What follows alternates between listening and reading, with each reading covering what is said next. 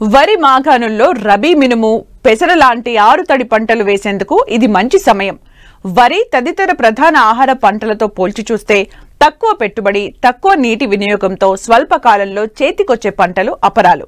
సాగులో కొద్దిపాటి యాజమాన్య పద్ధతులు పాటిస్తే మంచి లాభాలు తీసుకోవచ్చు.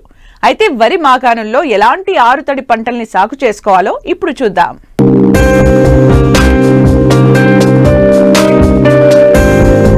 తెలుగు రాష్ట్రాల్లో వరి ప్రధాన ఆహార ధాన్యపు పంట. గత 2-3 ఏళ్లుగా మన రాష్ట్రాల్లో వరి సాగు విస్తీర్ణం గణనీయంగా పెరిగింది. దీనికి ప్రధాన కారణం సాగునీటి లభ్యత పెరగడమే. వానాకాలం వరి తర్వాత రెండవ పంటగా మళ్లీ వరి వెయ్యడం లేదా ఇతర ఆరుతడి పంటలను సాగు చేయడం మన రాష్ట్రంలో సాధారణంగా జరుగుతోంది. కానీ చాలా తక్కువ శాతం రైతులు వరి తర్వాత మిగిలి ఉన్న తేమను సద్వినియోగపరుచుకుని వరి మాగాణుల్లో స్వల్పకాలిక అపరాలు, నూనె గింజల సాగు చేస్తున్నారు. అయితే తక్కువ పెట్టుబడి, తక్కువ సమయంలోనే అధిక లాభాలను పొందేందుకు ఇప్పుడు వరి మాగాణుల్లో వేయాల్సిన పంటలు, ఏ సమయంలో సాగు చేయాలో రైతులకు తెలియజేస్తున్నారు జగిత్యాల జిల్లా పొలాస వ్యవసాయ పరిశోధనా స్థానం శాస్త్రవేత్త రజనీకాంత్. ప్రస్తుతం మనం చూసుకున్నట్టయితే రైతు పొలాల్లో వరి కోత కోయబడి ఉంది.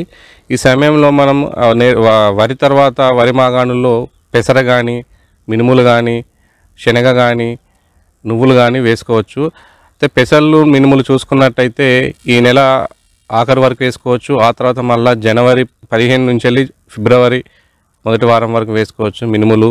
అలాగే ఈ వరి మాగాణులు అంటే వరి కొంచెం లేటుగా హార్వెస్ట్ అయిన పొలాల్లో కూడా మనము డిసెంబర్ 30 వరకు కూడా మినుములు, పెసర్లు వేసుకోవచ్చు. అలాగే ఆవ పంటను కూడా ఈ నవంబర్ 15 వరకు వేసుకోవచ్చు. ఆవాల రకాలు చూసుకున్నట్టయితే మనకి లోకల్లో బ్లాక్ గోల్డ్ రకం అనేది బాగా ఉంది. ఇది సాగు చేసినట్టయితే రైతులు అధిక దిగుబడి తీసుకోవచ్చు. అంతేకాకుండా మిగతా నూనె గింజ పంటలు తీసుకున్నట్టయితే పల్లిని ఈ నెల ఆఖరి వరకు విత్తుకోవచ్చు. అలాగే జనవరి 15 నుంచి వెళ్ళి ఫిబ్రవరి 5 వరకు కూడా విత్తుకోవచ్చు. అదే పొద్దున తీసుకున్నట్టయితే ఈ నెల ఆఖరి వరకు విత్తుకోవచ్చు. అలాగే మళ్ళీ జనవరి 15 నుంచి వెళ్ళి అంటే వేసవి పంట కింద జనవరి 15 నుంచి వెళ్ళి ఫిబ్రవరి 5 వరకు కూడా విత్తుకోవచ్చు. అయితే ఈ పంటలు విత్తుకున్న తర్వాత రైతులు చేయాల్సింది ఏంటంటే గల్పు నివారణ కోసమని మనం విత్తిన 24 గంటల లోపు కానీ లేదా 48 గంటల లోపు కానీ ఒక నీటినిచ్చుకొని ఇమీడియట్లీ మనం పెండిమిత్ర గడ్డి మందు దొరుకుతుంది. దీన్ని కనుక మనం పిచికారీ చేసినట్టయితే కలుపు మొలవకుండా నివారించవచ్చు. అదే పంట పొలంలో కలుపు మొలిచినట్టయితే మనకు టర్గా సూపర్ అనే మందు దొరుకుతుంది. చాలా వరకు పప్పు దినుసుల్లో ఇది టర్గా సూపర్ అంటే క్విజలోపాప్ ఈథర్ అనే మందు దొరుకుతుంది. ఇది చాలా వరకు పప్పు దినుసుల్లో కొట్టుకోవచ్చు.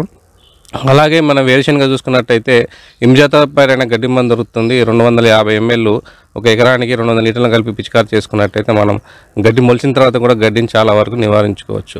అయితే ఈ గడ్డి మందు పిచికారి చేసేటప్పుడు మనం చూడాల్సింది ఏంటంటే భూమిలో సరైన తేమ ఉండేట్టు చూసుకోవాలి. అంటే ఒకవేళ భూమి ఎండిపోయినట్టు ఉంటే ఒక నీటి తడిచుకొని తర్వాత కావచ్చు కానీ మరో తర్వాత పిచ్చుకున్నట్టు చేసినట్టయితే మనం గడ్డిని చాలా వరకు నివారించుకోవచ్చు.